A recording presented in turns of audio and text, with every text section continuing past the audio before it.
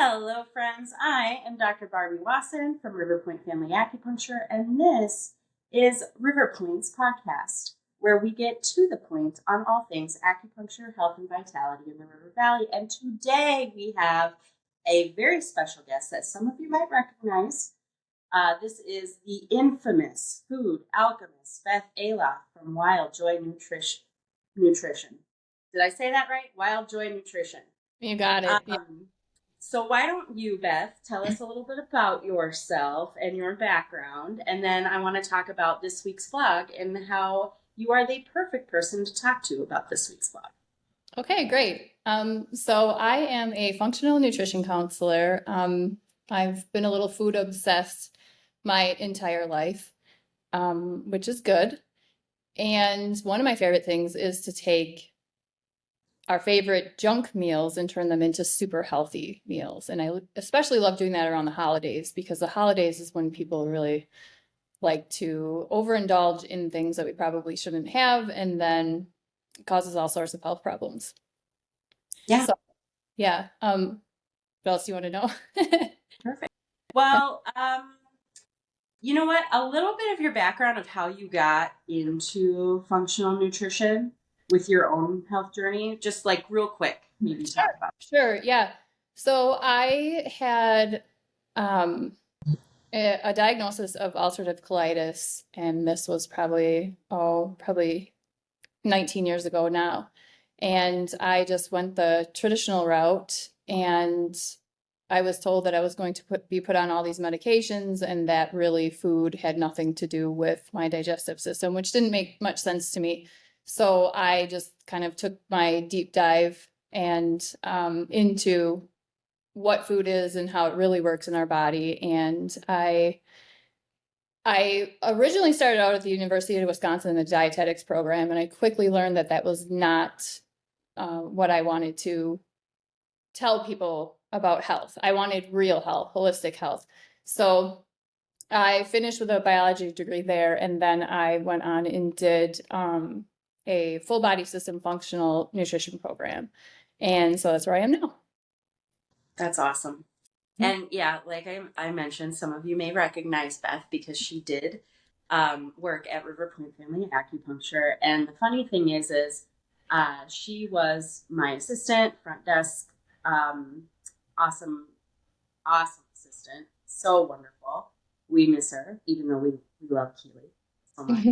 But the funny thing is I used to get questions from patients all the time about different, different food questions, stuff about nutrition, supplements. And I would lean on Beth a lot because my training in nutrition and food therapy is very Chinese medicine focused. So it doesn't always cover a lot of the different supplements you can take right now, or maybe some of like the more common North American foods, because I was trained in traditional food therapy for Chinese food. So a lot of that we can get in the US, but some of it we can't. And so I would lean on Beth quite a bit with questions from patients. So it was really great having her in the office. She was a wonderful resource. And I still like to refer people to her for nutritional coaching. Anyway, so this week's blog was all about doing healthy swaps for comfort foods. So I talk to patients a lot about like trying not to villainize food, but having categories of like, things that we probably should have in more moderation, or just find complete swaps for.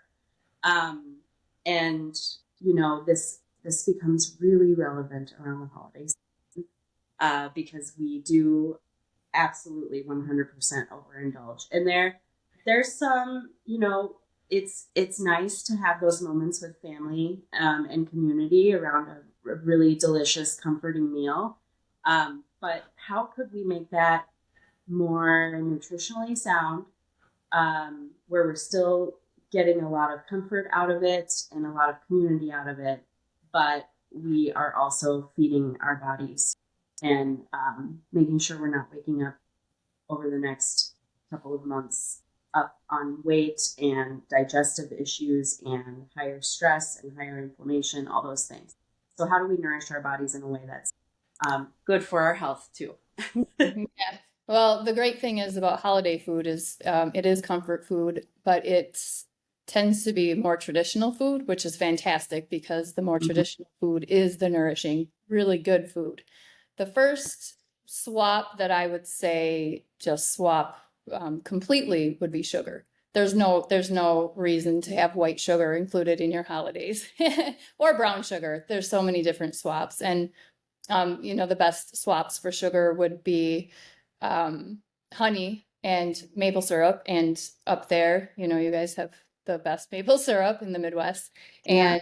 And I really love molasses, blackstrap molasses or pomegranate molasses. These are all just really great swaps for sugar. And honestly, they taste better because they're real food. They have all of their pieces intact still. They're not isolated foods. So sugar for sure. And then meats. Well, before you move on from that, there's a lot of people who would say, well, honey and maple syrup and those are sugar. Yeah, So yeah. explain to us what the difference is between a more processed white or brown sugar and then some of those alternatives. Sure. So we can just start with honey. So honey is just a natural product that, bees make, and honey is full of enzymes and it's got pollen mixed in with it and there's protein in it. And the enzymes that come with it help your body break it down. And it has minerals in it. And so this is the difference between the sugar. The sugar is all the minerals are processed out of it. So when you put it in your body has to find those minerals somewhere to process that. So it's going to take it from your bones and your tissues. And we don't want that. And we don't need that. Also, the honey tastes better than the sugar. The next one that's really interesting that I think people may have forgotten about is the molasses. The blackstrap molasses is actually the first or second press from the sugar cane, and that's all the goodness that was in the sugar cane. It's full of minerals. It's got magnesium, iron, calcium. It's actually a superfood, and it tastes delicious. And you just need a little teeny bit of it. That's really good on like in hot milk or on sweet potatoes instead of brown sugar on sweet Mhm. potatoes. Yeah. Um, and then, there's always the idea that when we eat things that are sweet, when we eat things that are sugar, glucose, or any type of food that ends with an OSE, um, they spike your blood sugar. So what we want to do is eat foods together. We want to have protein, fat, and fiber with that sugar so that it slows everything down and can digest a little bit slower. Hmm. Um, I was also, oh, it just flew right out of my head. I was going to ask you about something else too. Maple Um, what? maple syrup. Well, maybe.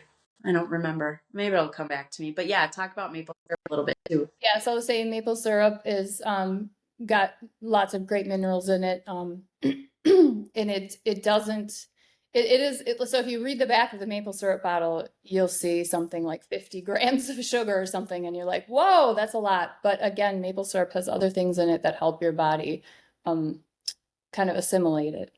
Yeah. I just remembered. I've seen you bake with coconut sugar before. Yeah. And Mhm. I remember you telling me that it has a lower glycemic index. It does. Yes, it definitely does. So it does not, coconut sugar does not spike your blood sugar like regular sugar does. Oh, Yeah. and And that's what yep. glycemic index is. The Mhm. lower the index, the less spike you get. Yes. Yep. Okay. Awesome. Okay, so what other swaps can we make? Well, I always want to talk about the main servings of food. So like the meats. Yeah. And this is such a great opportunity to kind of support your Mm. local farmers who have really, really good farms and take really good care of their animals. Their animals are so healthy. And you can tell the difference in taste between a healthy animal and an unhealthy animal from just like a big farm or a feedlot or something. Um, so you could get your free range turkeys that aren't fed any type of antibiotics or soy or things like that. You can get pastured pork. There's actually a farm up by you. I'm not quite sure what the name of it is, but if anyone's interested, we could get that. There's a farm, I think it's over in Minnesota, but she she pastures her pork, so that means that her pigs are just out eating what pigs eat, just a natural environment that they have. And then when it comes to butcher time, she fattens them up on acorns because all the acorns are falling. Yeah, so it's the best pork I've ever had. It makes the meat taste so good. So you can have your ham, you can have your bacon. So for your putting in your green bean casserole, you can use that, and then you can use like the bone broth from the pork for your sauces Yeah. and different things. Also, your turkey. I love to use the whole entire animal whenever I'm making any type of poultry or any animal. You can cook that down and make delicious bone broth and delicious gravies then. Yeah. Yeah. Hmm. Okay. And any other swaps off the top of your head? Hmm. Okay. Yeah, I've got a lot. Go ahead. So I like to think about the kids at the holidays because they're the ones that want all the colorful foods that aren't good for them. So my favorite thing for them is real Jello, like real homemade Jello made from grass-fed gelatin with like Concord grape juice or just pure apple cider. So good, and the kids love it. And you can make it into jigglers with your little shapes, your cookie cutters and things. And the kids really love that. I absolutely love making homemade honey marshmallows during the Christmas season or holiday season. Um, and I actually dust them with marshmallow root, but like the herb. So, um, that is one of my favorite because then you can take those marshmallows, you can cut those into cute shapes for the kids and put little sprinkles on them or however you want to do that. Or you can use those marshmallows to make other things like you can put them on top of your sweet potato casserole that you make that usually has like the, sugar-filled marshmallows. Or you can make marshmallow fudge, like marshmallow honey Oh, sure. fudge. Uh-huh. So that's a really good swap. Um, Let me think.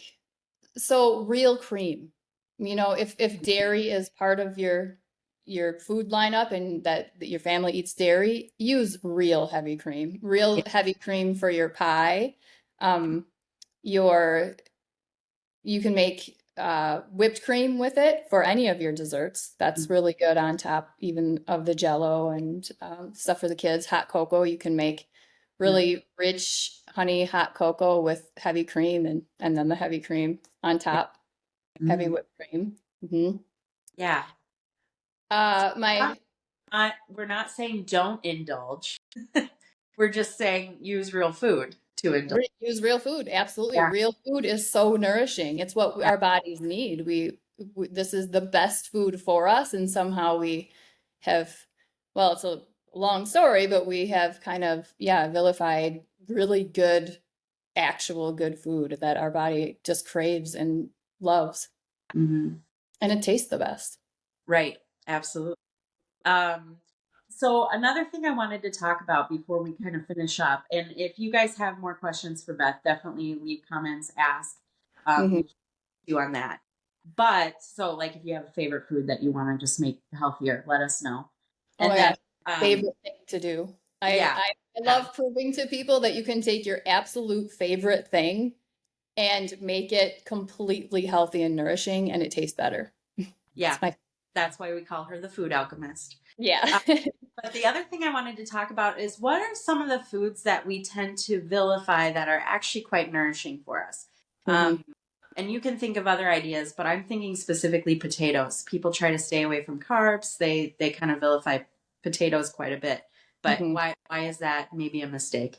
Yeah, that is a mistake. Potatoes are actually pretty good for us. As long as you're not dealing with a blood sugar issue, potatoes are actually quite a good nourishing food. Um, because they're white, they kind of got lumped in with the whole like white food is not healthy, which is, mostly true. So eat the potatoes. I don't suggest eating potatoes at night, not finish your dinner before, your holiday dinner before 8 o'clock at night or something, just because potatoes, they do spike your blood sugar a bit, but here's the most fantastic thing about it. you can load that thing up with butter and real sour cream, and it'll slow that spike down, and it'll just make it into a perfect food. And put some real sea salt on that, and you've got yourself like an actual good nourishing meal right there. So Mhm. Yeah. another thing that I would love to mention that has really been put in the bad category is lard. Really good lard. And again, it needs to come from good farms with animals that are taken care of, and healthy animals, properly fed and clean. Um, Lard, you can use it for your holiday cookies, your pie crusts. You can use lard, and lard is so good for you. And that's probably the weirdest thing for some people to hear, especially if you grew up maybe, in the 60s and the 70s. Yeah. Well, and I think too, people realize, like go's not all that good for you, and they probably lump that in those style of, baking and cooking. And Yeah, yeah. Another thing too, a very good swap is if you're going to have your breads and your biscuits, just get sourdough. If you don't want to become a sourdough master in your own kitchen, there's plenty of people around, and there's a couple people in Hudson actually that make wonderful sourdough. So get your orders in. yeah, So yeah. And now I'm seeing a lot of, actually, I just had a patient the other day bring me sourdough discard cookies. You can do yeah, a lot of the discard now. So, yeah, um, how great. cool. Mhm. Yeah, So there isn't really a food that you couldn't really replace. I mean, when you think about traditional holiday food that you usually see on people's tables during yeah, those times, there's really nothing I can think of that I couldn't make healthy. yeah. And then I actually have a blog coming out in November about food stagnation. We talk about that a lot in Chinese medicine. So when you overeat, you eat too much. Food stagnation. So making some of these swaps is great, but you can still overeat. Hmm. Probably going to happen. If you want to try a little bit of everything, it's very easy to overeat. So one of the things that I like to tell people, which I think it's common sense, but just to remind you, after you overeat, instead of just laying there miserable, go for a walk. Yes. Hmm. That will stabilize your blood sugar. Hmm. So just little, not only don't make don't worry too much about overindulgence. Try portions, but also just go be active. Mhm, mhm. It's kind of a fun tradition to, take the kids out sledding and go for a walk. My mom lives on a lake, and it's been our tradition always. We just go and eat a bunch of food, and then we all get bundled up and we take a big long walk around the lake, and it's so fun, and we laugh, and like you said, it is the best way to get that glucose right into your cells is to go for a walk Yeah. after you eat. So, Yep. mhm. Yep. Can Absolutely. Well, awesome. Thank you so much, Beth. This has been great. One of my longer river points. Um, so I hope people enjoy it. And then why don't you let people know where to find you if they need a little help in coaching on their nutrition? Yeah, so you can find me on Instagram. It's WildJoyFN, so that means Wild Joy Functional Nutrition. And then you can email me, Beth at wildjoynutrition.com. And if there's anywhere where my number can be posted, you can give me a call. I love talking on the phone, so don't be afraid to call me in person. We'll make sure and put that in the show description. Yeah, definitely. Very cool. Thank you so much for helping me out with today's river points. You're so welcome. Thank you You'd for be having the absolute perfect person to talk to about this. me. One last thing, what's going to be on your Thanksgiving table this year? All of the things we just said. Oh, and I can't forget my grandma's cranberry fluff. My grandma makes that. Well, she's passed away now, but the way that she used to make it, I kind of gave it an upgrade, and now we make it perfectly healthy. And I'm not sure if it's the cranberry pineapple fluff Oh, salad. sure. How very Wisconsin of you. It really is. It really is. Yes. That is a salad. Hmm. All right. Well, perfect. Thanks everybody for joining us today at River Points. And of course, with wishes of wellness and food abundance, Hmm. um, we wish you the best holiday season that we are getting ready to start very soon. Ooh. All right. Thanks, Beth. You're so welcome.